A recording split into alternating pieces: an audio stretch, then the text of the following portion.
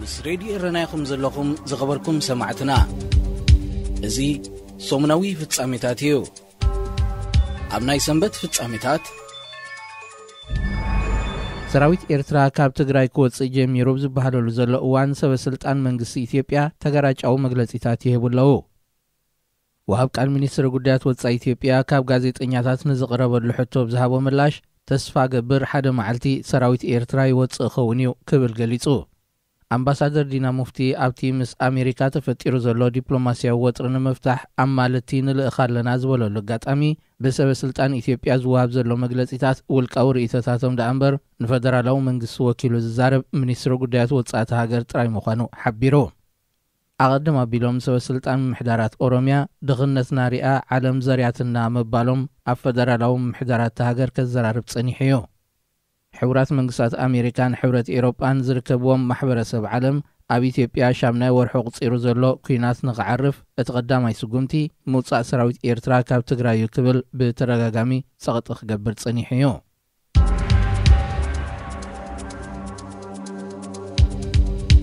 ኣብ ተመሳሳሊ ዜና መንግስቲ ኢትዮጵያ ኣብ ትግራይ ጃምላዊ ቅትለትን ጾታዊ ዓመፅን ዝርከቦ ዝተፈላለየ ግፍዕታት ኣብ ልዕሊ ሰላማዊ ህዝቢ ፈጺሞም ዝበሎም 53 ኣዘዝትን ተራን ኣባላት ሰራዊት ክስ መስሪትሎም።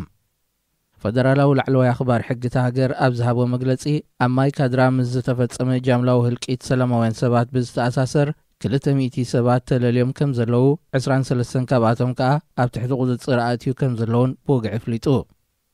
ኣብዚ ኣብ ትግራይ ኣብ ልዕሊ ሰላማዊ ህዝቢ ዝተፈጸመ ግፍዕታት ንኽጻረይ ሚኒስትሪ ምክልኻል ኢትዮጵያ ፈደራል ፖሊስ ወንጀል መርመራ ኮሚሽን ሰብኣዊ መሰላት ውድብ ሕቡራት ሃገራት ኮሚሽን ሰብኣዊ መሰላት ኢትዮጵያ ብሓባር ይሰርሑ ከም ዘለዉ ይግለጽ። ገለ ካብቶም ብከቢድ ገበን ተኸሲሶም ዘለዉ 53 ኣባላት ሰራዊት ድሮ ኣብ ትሕቲ ቁፅፅር ኣትዮም መርመራ ይግበረሎም ከም ዘሎ ኣፈኛ ቤት ጽሕፈት ኣኽባር ሕጊታ ሃገር ሓቢሩ። ማሕበረሰብ ዓለም ኣብ ትግራይ ኣጋጢሙ ዘሎ ከቢድ ሰብኣዊ ቅልውላው ንምእላይ ጊዜያዊ ተኽሲ ደው ናይ ምባል ስምምዕ ክግበር ብተደጋጋሚ ንዘቕረቦ ጻውዒት መንግስቲ ኢትዮጵያ ነቲ ምኽባር ጸጥታ ኢሉ ዝሰመየ ኩናት ኣብ ሓፂር እዋን ክዛዝመዮ ብምባል ነቲ ጻውዒት ኣይተቐበሎን።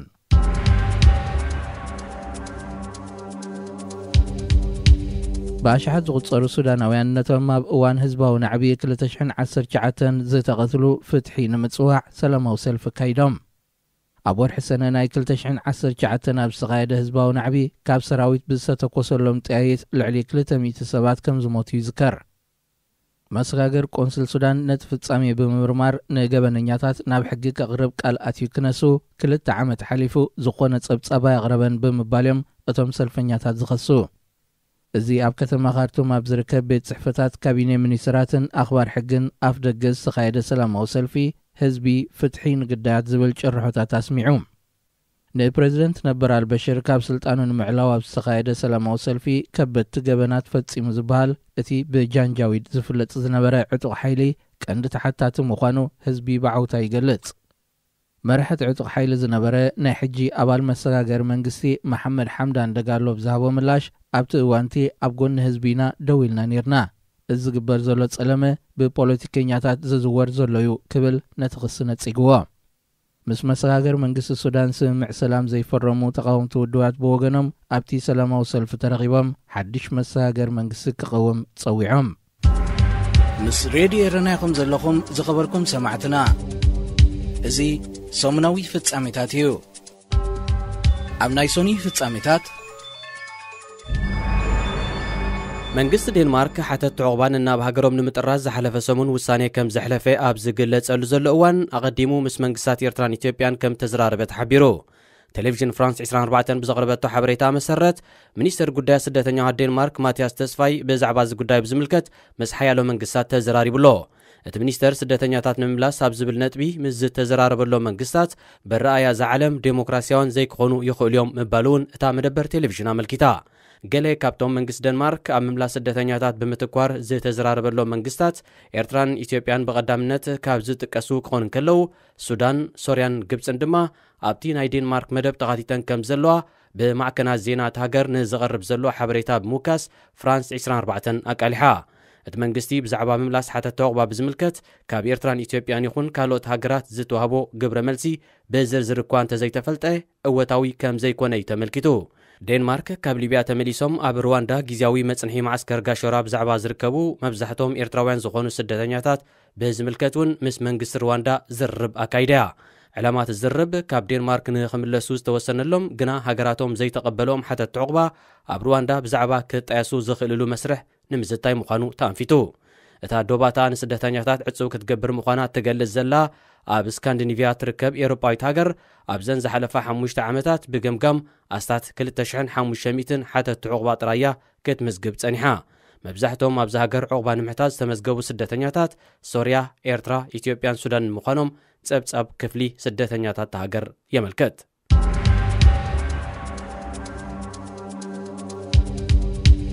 ነፈርቲ ኩናት ኬንያ ክልል ኣየር ሶማል ብምጥሓስ ደብዳባ ካይደን ክብል መንግስቲ ሶማል ከሲሱ። እቲ መንግስቲ ብዘቕረቦ ክሲ መሰረት ኣብ ዞባ ጌዶ ናይ ርእሰ ምሕዳር ጁባላንድ ኣብ ዝርከባ ኤልዓደንን ሒሳ እጎሮን ዝተባሃለ ዓድታት ብ3 ሰነ ተኻይዱ ዝተባህለ ናይ ነፈርቲ መጥቃዕቲ ቆልዑን ደቂ ኣንስትዮን ዝርከብዎም ሓያሎ ሰለማውያን ሰባት ተቐቲሎም። ኬንያ ኣብ ልዕሊ ሶማል ተጻቦታት ከተካይድ እዚ ናይ ፈለማ ኣይኮነን ዝበለ ሚኒስትሪ ጉዳያት ወጻኢ ሶማል እቲ ጉዳይ ናብ ሕብረት ኣፍሪቃ ከም ዘቕርቦ ኣፍሊጡ። ኬንያ ብዛዕባ እዚ ወገን ሶማል ዘቐርብ ዘሎ ወቐሳ ይኹን ክሲ ዝሃበቶ ወግዓዊ መልሲ የለን። መንግስቲ ሶማል ነዚ ክሲ ዘቕርብ ዘሎ ንግስነት ቀጠር ንክልቲኦም ወገናት ንምቅራብ ድሕሪ ዝወሰደቶ ተበግሶ ዝምድንእን ናብ ንቡር ንምምላስ ተኽእሎ ከም ዘሎ ክግለጽ ኣብ ዝቐንየሉ እዩ። ብዛዕባ እቲ ምስ ሶማል ዘለዋ ምሰሓብን ወጥርን ይኹን ብመንጎኝነት ቀጠር ዝተወስደ ናይ ሽምግልና ተበግሶ ወግዓዊ መግለጺታት ክትበሉ ዘይጸንሐት ኬንያ ካብ 11 ግንቦታት ሒዛ ናብ ሶማል ዝካየድ ናይ መጓዓዝያ በረራታት ብምሉእ ደው ከተብሎ ከም ዝወሰነት ኣፍሊጣ እያ።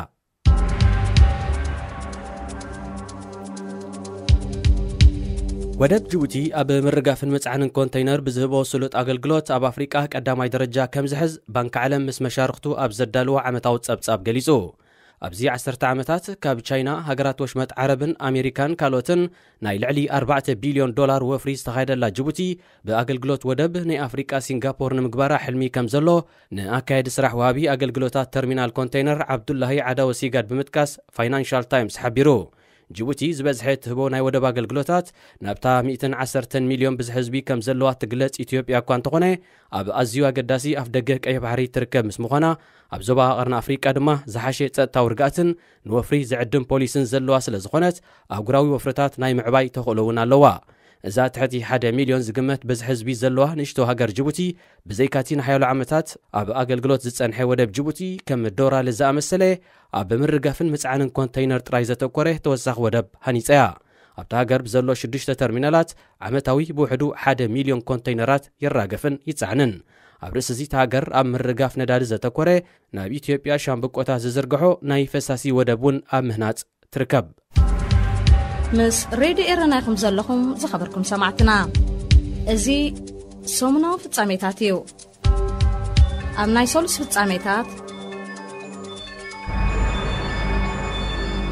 ካብ 23 ሓምለ ክሳብ 8 ነሓሰ ኣብ ቶኪዮ ጃፓን ዝካየድ መበል 32 ውድድር ኦሎምፒክ ኣብ ዓውዲ ስፖርት ኣትሌቲክስ ዛጊት 8 ኤርትራውያን ኣትሌታት ክሳተፉ ምዃኖም ተረጋጊጹሎ።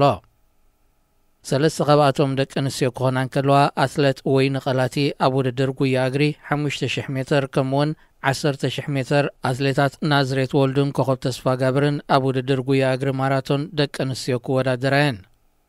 ኣብ ናይ ደቂ ተባዕትዮ ድማ ኣሮን ክፍለ ኣብ ውድድር ጉያ እግሪ 10000 ሜትር፣ ኣትሌት የማነ ገብረ ስላሴ ኣብ ውድድር ጉያ እግሪ መሰናኽል 3000 ሜትር፣ ኣትሌት ዕቑበ ክብሮም፣ ዮሃንስ ገብረ ገርግሽን ዕቑባይ ጸጋይን ኣብ ውድድር ጉያ እግሪ ማራቶን ንኤርትራ ወኪሎም ኣብ ኦሎምፒክ ቶኪዮ ክርከቡ እዮም።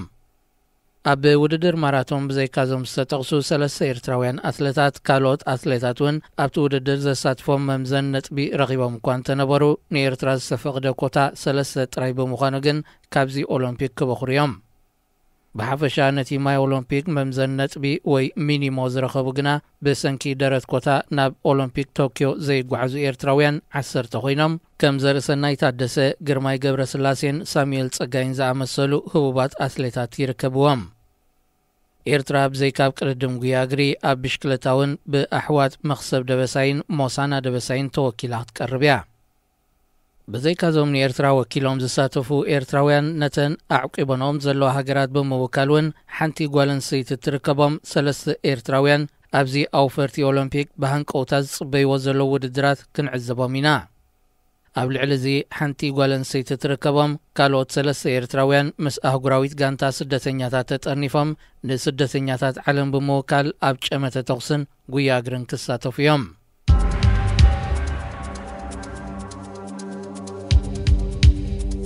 ኣብ ዝተፈላለዩ ኩርናዓት ትግራይ ዝርከብ ሰራዊት ኤርትራ ናብ ከባቢ ቴምበን ሰለኽላኻ ውቕሮ ጭላን ጣንቃ በርገሊ ናብ ዝተባህለ ከባቢታት ይተኣኻኸብ ከም ዘሎ ምንጭታት ሬድዮ ኤረና ሓቢሮም ኣብ ኣኽሱምን ከባቢያን ጥራይ ልዕሊ 80 ዝኾና ሰራዊትን ከበድቲ ጽዋርን ዝጸዓና መካይን ክንቀሳቐሳ ዝተዓዘብቶም ምንጭታት ዒላምኡ ከም ዘይተነጸረ ገሊጾም እቲ ምንቅስቓስ ሰራዊት ኤርትራ ካብ ትግራይ ክስሕብ እዩ ዝበሃለሉ ዘሎ እዋን ይካየድ ምስ ምህላው ካብ ትግራይ ናይ ምውጻእ ተኽእሎ ከም ዘሎ ዘመልከቱቶም ምንጭታት ዳግመ ውዳበ ሓይልታት ኣካይዱ ንጸረ መጥቃዕቲ ይዳለሎ ንዝበሃል ሕወሓት ብኻልእ ሸነኽ ንምጥቅዑ ምዃኑ እውን ከም ዝስማዕ ኣንፊቶም ሰራዊት ኢትዮጵያ ኣብ ዝቆጻጸሮ ሓደ ከባቢታት ትግራይ ናብ ህዝቢ ህጹጽ ረድኤት ክበጽሕ እንከሎ ሰራዊት ኤርትራ ግና ኣብቲ ዝቆጻጸሮ ከባቢታት ናብ ህዝቢ ህጹጽ ናይ መግቢ ረድኤት ከይባጻሕ ክሳብ ዝዋንዚ ዓጊቱ ከም ዘለውን ተመልኪቱ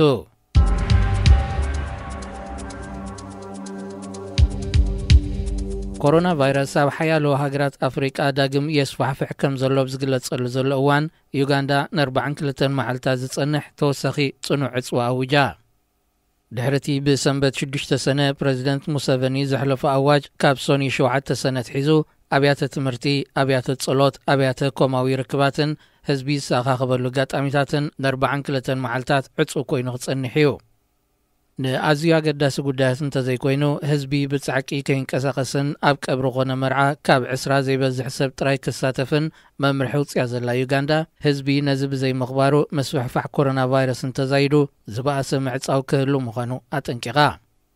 መስፋሕፋሕ ኮሮና ቫይረስ ኣብተን መጀመርያ ብብዝሒ ዝሰራየለን ሃገራት ኤውሮጳን ሕቡራት መንግስታት ኣሜሪካን ሳላ ዝተተግበሩ መምርሒታትን ክታበትን እናጎደለ ክመጽእ እንከሎ ስርዓተ ክታበት ኣብ ዘየተኣታተወት ኣፍሪቃ ግና በንጻሩ ከይከውን ስክፍታ ሰሞያ ጥዕና እዩ ኣፍሪቃ እታ ዝሓሸት በዚ ቫይረስ ዘይተጠቕዕቲ ሃገር እኳ እንተኾነት በንጻር ዚ ድማ እታ ዝወሓደ ህዝቢ ዝተኸትበለያ ሓንቲ ካብተን ውሕድ መጠነ መልከፍትን ሞትን ኣብ ዝመዝገበት ኤርትራውን ድሕሪ ምፍዃስ ዕፅዋ ዝወፅእ ሕግታት ምግታእ ኮሮና ቫይረስ ይጠሓስ ብምህላው ዘሻቕል ምዃኑ ሚኒስትሪ ጥዕና ኣብ ሳልሲ ዝብ ዘርግሑ መግለጺ ኣጠንቂቑሎ ሬድዮ ኤረና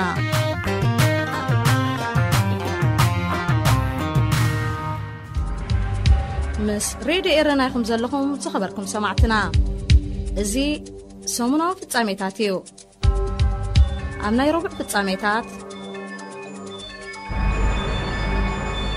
ኣሜሪካ ንህወሓት ትሕግዛላ ክብል መንግስቲ ኤርትራ ወቒሱ እቲ መንግስቲ ብስም ሚኒስትሪ ጉዳያት ወጻኢ ኤርትራ ዑስማን ሳልሕ ናብ ቤት ምኽሪ ጸጥታ ሕቡራት ሃገራት ኣብ ዝለኣኾ ናይ ተቃውሞ ደብዳቤ ምምሕዳር ባይደን ኣብ ዞባና ምትእትታውን ተጻብኦን ብምፍጻም ዘይምርግጋእን ግጭትን ይዕርግ ከም ዘሎ ወቒሱ ምምሕዳር ባይደን ዝገብሮ ዘሎ ምትእታው ንዝተበታተነ ህወሓት ዳግም ህይወት ንምዝራእ ዘንቀደዩ ክብል እውን እቲ ብሶኒ 7 ሰነ ናብ ኢድ ኩሎም ኣባላት ቤት ምኽሪ ጸጥታ ዝበጽሐ ደብዳቤ ገሊጹ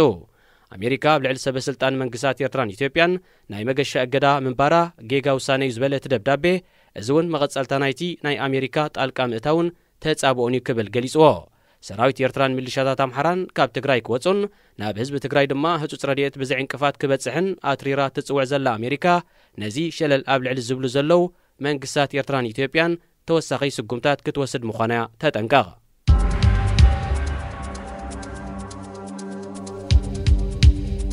ኣብ ኤርትራ ዝሰልጠኑ ወተሃደራት ሶማል ኣብ ኩናት ትግራይ ምስታፎም ዘረጋግጽ መርትዖ ከም ዘሎ ንጸብጻብ ሕቡራት ሃገራት ብምጥቃስ ማዕከናት ዜና ሶማል ገሊጸን እዚ ብፍሉይ ጸብጻብ ሰብኣዊ መሰላት ሕቡራት ሃገራት ቀሪቡ ዝበሃል ዘሎ መርትዖ ንመንግስቲ ሶማል ኣብቲ ሰራዊት ኤርትራን ኢትዮጵያን ኣብ ትግራይ ፈጺሞሞ ዝበሃል ዘሎ ገበናት ኩናትን ከቢድ ምግሃዝ ሰብኣዊ መሰላትን ብማዕረ ዘሕትቶ ከም ዝኸውን ሓደ ካብ ዓበይቲ መርባት ዜና ሶማል ዝኾነ ጋረወ ኦንላይን ጠቒሱ ኣዴታት ሶማል ሃልዋት ደቅና ፍልጡና ብምባል ድሕሪ ዘካየደኦ ተቃውሞ ናብ ኤርትራን ስልጠና ከም ዝተላእኩ ክእመን ዝተገደደ መንግስቲ ሶማል ኣብ ኩናት ትግራይ ግና ከም ዘይተሳተፈ እዩ ዝገልጽ መንግስቲ ሶማል ናብ ኤርትራን ስልጠና ዝለኣኾም ብዝሒ ወተሃደራት እኳ እንተዘይገለጸ ክሳብ 7,000 ክበጽሑ ከም ዝኽእሉ ምንጭታት ሶማል የመልክቱ።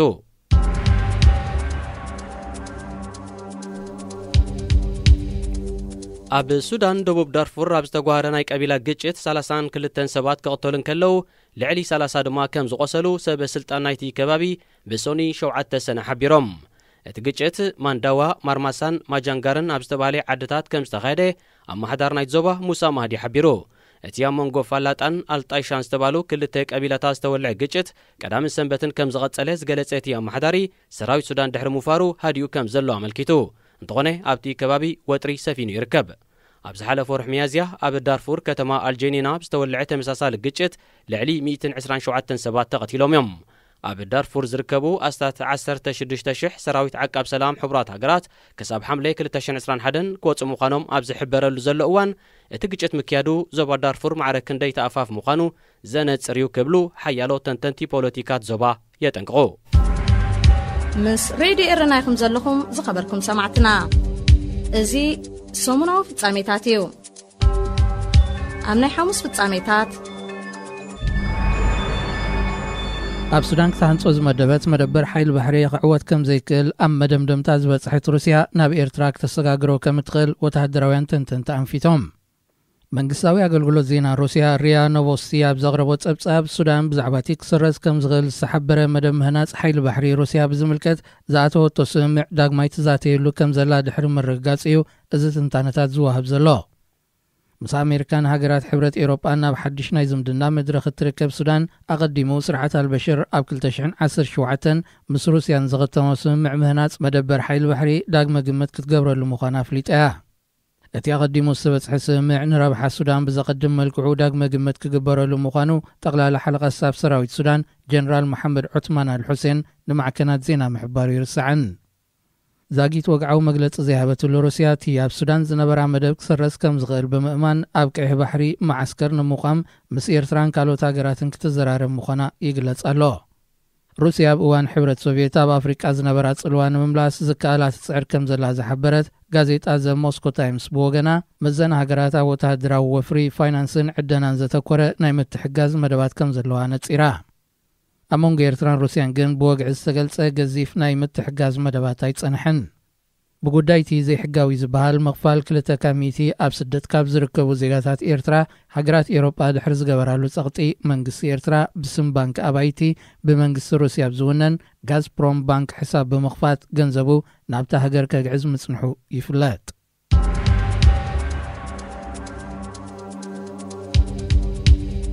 ሱዳንን ግብፅን ምስ ኢትዮጵያ ኣብ ዘሰሓሕብ ዘሎ ጉዳያት ንምምኽኻር ዝዓለመ ኣኼባ ሚኒስትራት ኣካይደን።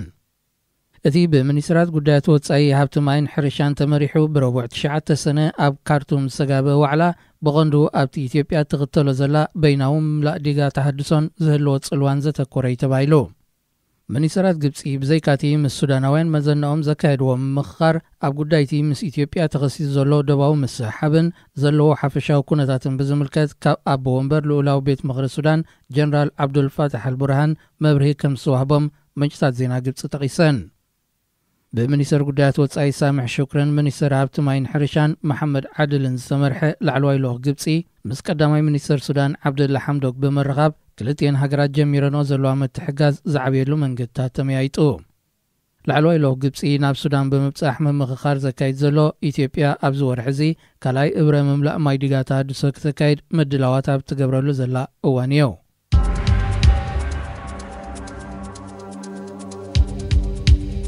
ቀጠር ኣብ ጅቡቲ ኣብ ምስፋሕ ትምህርቲ ዝዓለመ ዝተፈላለዩ ፕሮጀክታት ንምምዋል ምስ መንግስቲ ጅቡቲ መዘክር ምኽታማት ሓቢሩ። እቲ ትምህርቲ ንኹሉ ኣብ ትሕቲ ዝብል ቴማ ብባንኪ ዓለም ዝተዳለወ ፕሮጀክት ካብ ትምህርቲ ወፃእን ዝርከቡ 35,000 ቆልዑ ናብ ትምህርቲ ንምምላሶም ዝዓለመ ኮይኑ ቀጠር ክትምውሎ ኣብ ዝብል እዩ ኣብ መንጎ መንግስታት ቀጠርን ጅቡትን ኣብ ስምምዕ ተበፂሑ። ነቲ መዘከር ዳይረክተር ምወላ ቀጠር ኸሊፋ ብን ጃስም አልኩዋሪን ሚኒስትር ትምህርቲ ጅቡቲ ሙስጠፋ መሐመድ ማሕሙድን እዮም ከቲሞሞ። ቀጠርን ጅቡትን ዝነበረን ዝምድና ኣብ 2017 ካብ ዝሕትል ንድሓር እታ ኣብ ወሽመጥ ዓረብ እትርከብ ሃገር ኣብ ጅቡቲ ከምዚ ዓይነት ፕሮጀክት ክትምወል እዚ ናይ ፈለማ እዋን እዩ። እዘን ክልተ ሃገራት ኣብ ናይ ልምዓት መደባት ክትሓጋገዛ መዘክር ምኽታመን ሓደ ምልክት ናይቲ ተበቲኹ ዝጸንሐ ዲፕሎማስየን ናብ ንቡር ናይ ምምላስ ተበግሶታት ምዃኑ ተገሊጹ። أقدم قطر بريزيدنت جيبوتي أمريكا تعويتو سنسرعت كاله محلاب زفتصملو اوان بمنستر ديتا قدات وصاي زمرح لعلواي لوخ بمسداد ابتصنبل تساتيفا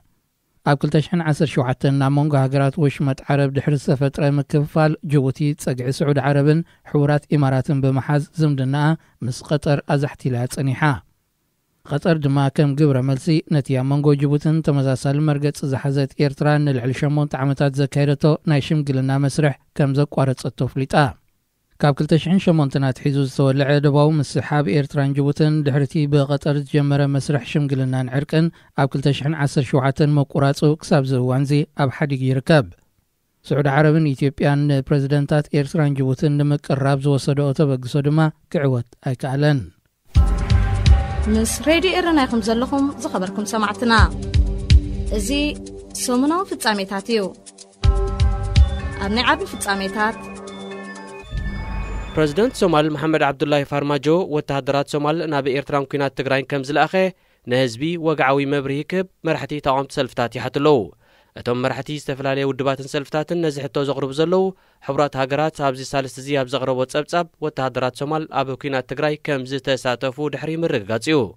بريزيدنت فارماجو سراويت سومال ناب ايرتران كينات تግራይን ملأخو حقاوي ايكونن زبله مرحي واجرنا يستباله سلفي عبد الرحمن عبد السلام وارسمه قدامي مينستر محمد حسين روبلي دما بوحدون سدرابيتات نايتوم وتهدرات مبري كب كم زغبا موقاسو مربب حبريتا غارو ويتقيسو حلفت سليان هاجراو دحنت الصومال زنبرو عبد الله علن فاد ياسنين بوغنوم كساب زوانزي سقطا مريص زلو بريزيدنت فارماجو بزعبا حلوات نايتوم وتهدرات بزملكت مبري كب صقطي يغبرو لو اتوم سوماليان منسيات ناب قطر ناي سرا عدلالو بزبل صاوعيتيوم تمزغيبوم ناب ايرترا ناب وتهدراو تعليم تلايخوم زبل مغود زلو ابشر احمد بوغنو منقس سومال نتوساني بحقوق كتغبرو مدلايو زي حقاون زحتتني كبل ارديو وتهدرات سومال ناب ايرتران تግራይን كم زتلاكو كخحد زورحه منقس سومال اديتات هلاوي دقنا فلوطنا دحر مبال زكايدو تقاموتات اتوم سوماليان منسيات ناب ايرتران تعليم كم زخدو كمن تغديديو يخون بر اتي بسنك مرچا بوليتيكا وطري زركب منقس سومال وتهدراتو ابو كينات تግራይ بزعبا مستافهم يخون حلواتهم بزملكت زاغيت وقعوي مغلصي ايهابن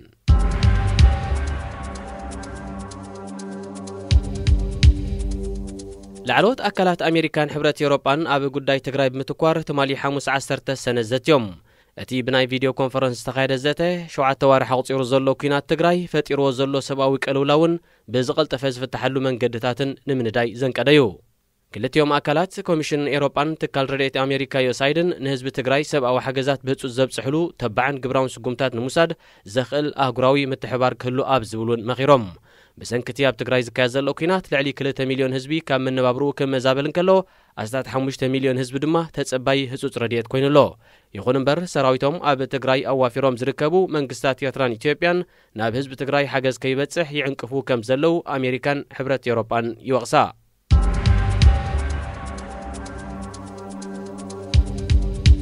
منغست جيبوتي تولادو تግራይ زخونو 3 حتت عقبا ناب اثيوبيا مبلاسو لعلواي كوميشن سدتنياتات حبرات هاجرات كونينو اتي اغراو تكالاب زوصو مغلصي زخونه منغستي عقبا نزحتتو زيغاتات كالوت هاجرات بغديتا كملسن نا ماسرتن كال كبير مغاسبا مسلاتن كقالعن كم زيغبا ازخاخيرو زباو دايركتور يونيسيار امبراق افريكان عبيتي قلاتن كلومونتين نكويتا سلامي بوغنا منغست جيبوتي زختمو هغراو وعلات كخبر صويعه منغست اثيوبيا كهدانو صنحو ابالات هوحتيوم زبلوم 3 تولادو تግራይ زحلف سمون كاب جيبوتي ناب اديس ابا كم زتملسو مغلاصو يذكر منغست اثيوبياون اب زحلف عمت عقبا نمحتات ناب تهاجر نزاتوي ابراري نفاريت حيلي اير جيبوتي ناب منغست جيبوتي كم زركبو ايرسعن راديو إيرانا ناتا دمت إيرتراويان